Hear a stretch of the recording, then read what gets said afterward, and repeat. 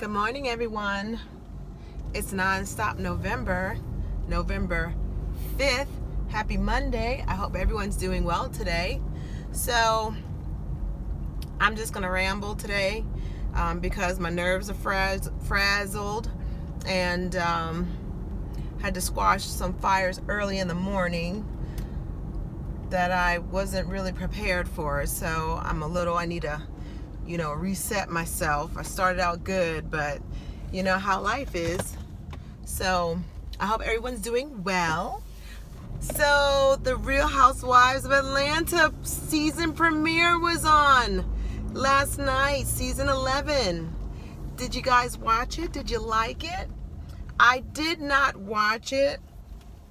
I did watch a clip, and really, to be honest, the only thing I really want to watch with the housewives is the journey that Nene and Greg take, going through this very difficult journey.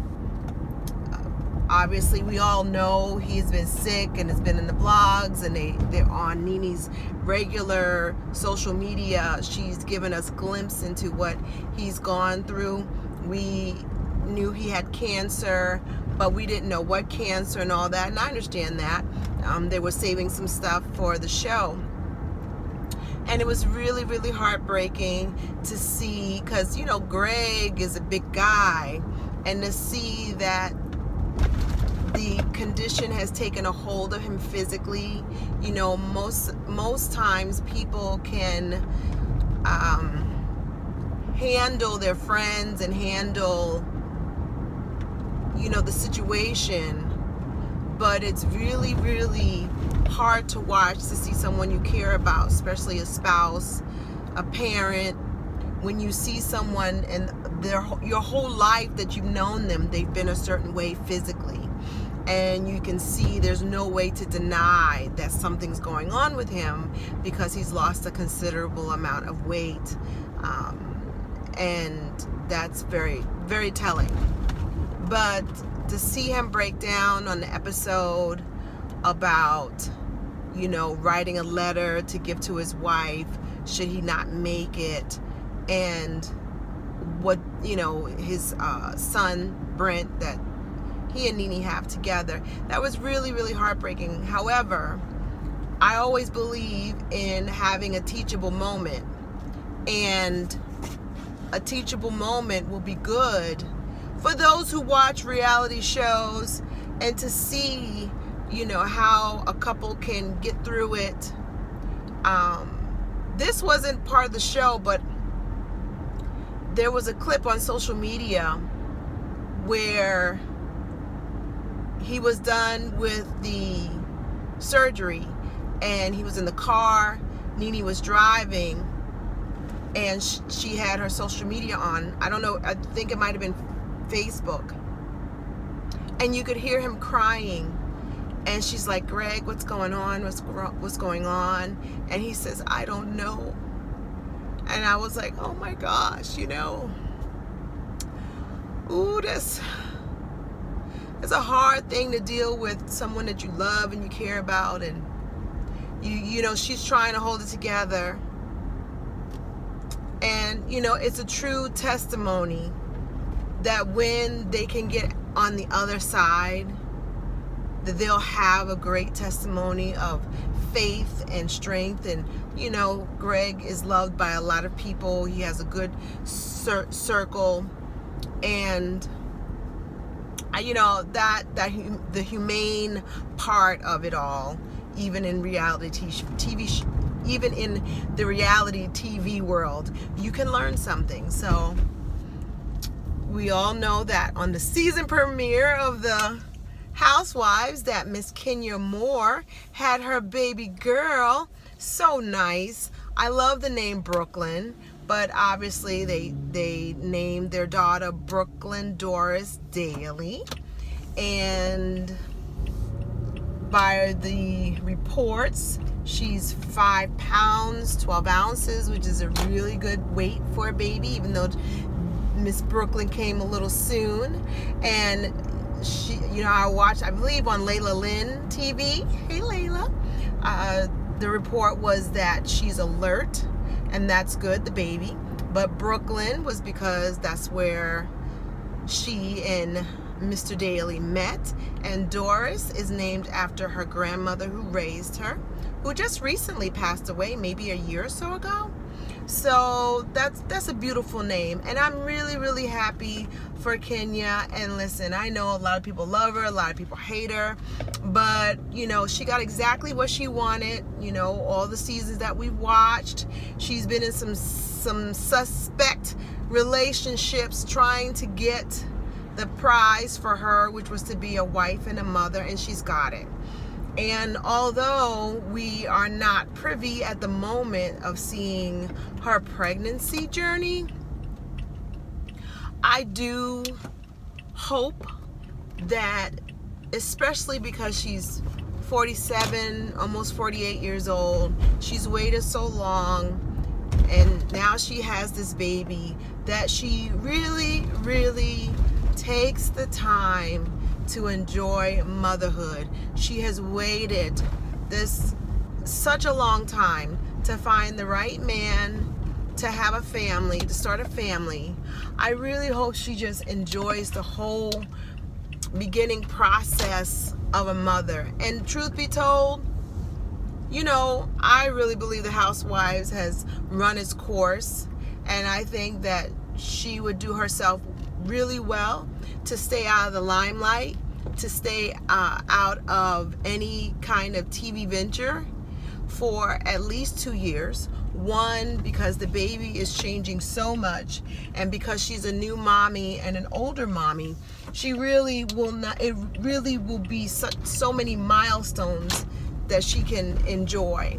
And I think by the time she's 2, you can do the mommy thing, really relish in the mommy thing, and devote your whole time there before kind of easing back. And I wouldn't be surprised if she even eased back in by the time the baby is 3. And then really make the serious choice of what's going to benefit you, what's going to benefit your family, because I believe that we're going to see a different type of Kenya. And you know what, to be honest, there's a part of me that was really happy to see that she had a girl, because she did not have a mother-daughter relationship with her biological mother. And I think that watching her, we're privy to see her, if she stays in the limelight, especially when Miss Brooklyn is 5, 6, 7, 10 years old. It'll be really, really interesting to see how she nurtures her daughter in a way that she didn't get nurtured by her mother. So I'm excited to see how that goes. And we know that Portia, I believe that, I don't know what the baby's name they have picked out for, but I saw on social media the nickname is PJ. So Miss Portia was in the hospital. I have no idea how many months she is, but when they did the gender reveal, she looked like she might have been, a little bit further along, maybe 5 months. So, which is early. So we are having prayers up for Miss Portia and the baby. We know that she's had a miscarriage when she was married before, and she is a woman. I believe she's 36, so still young, but still, when you've had a miscarriage, it can really complicate issues, and emotionally it can complicate issues. So I really hope that Portia has a real sense of peace and centered on good and positive vibes, so that she can stay a healthy mommy and the baby stays healthy as well. So I was watching a little bit of Married to Medicine. I think it sucks that they're going to move Married to Medicine on Saturdays. My thing is why are you sabotaging Married to Medicine? Because It was one thing was on Friday, and then I was like having to change it. Then we all got on board with Sunday. Now you're changing it to Saturday. And my thing is are the ratings going to be affected? Because most people are doing things on Saturday. And who's going to be live tweeting? Who's going to be live tweeting? Because all of that stuff counts when we talk about the numbers. So I feel like they're hijacking Married to Medicine in some ways. But I know people will DVR it. But I don't like it because I don't think Saturday is a really good slot for Married to Medicine. But, you know, it is what it is. But it was funny because I have been watching Married to Medicine. And I don't understand Dr. Contessa, how she does not give her children boundaries. You know, in a you know, make it child friendly to tell her kids that mommy went to the hospital and she's got an owie, and that means that this area, you know, needs a soft touch or no touch. You know, just like when you have, I mean, my granddaughter is a year and a half, or a little bit over a year and a half. And I talked to her about having a soft touch, you know, with the cat. You know, have a soft touch, you know, be nice.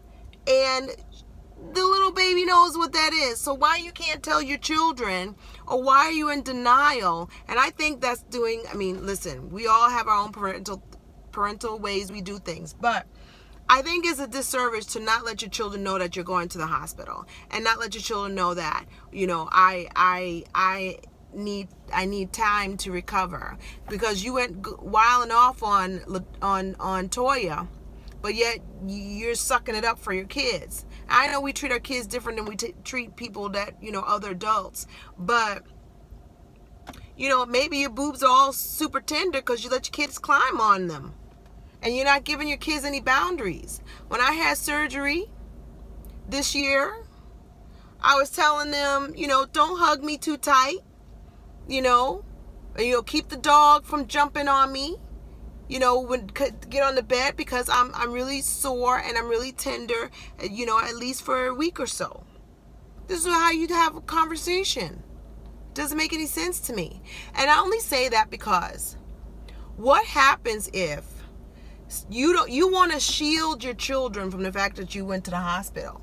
But the flip side is, what happened if you went to the hospital and you had complications? So now, how do you explain this to your kids? Now, what happens? The thing that you're trying to hide them from or shield them from, what happens if something happened to you? Now you've given your children a lifetime of anxiety about hospitals, because they're going to make the correlation, because you didn't have the conversation, is that people go into hospitals and they don't come out. People go into hospitals and they end up dead. And there's no way you can tell them differently because you didn't have the conversation. They're going to draw that conclusion. Mommy went in the hospital and now I can't talk to her because maybe you had a complication in the hospital and you had a stroke or something. That doesn't make any sense to me. Why you wouldn't have that conversation? I don't understand that. But I don't know. I am sure that will be one of the questions that they will ask during the reunion with Dr. Contessa as being a doctor. Why would you not, you know, in a child specific way, explain to your children what's going on? That, I'm sure that's going to be a huge question. So that's all I have for now. Nonstop November number 5. Take care of yourself and each other. Have a great day. Talk to you soon. Bye.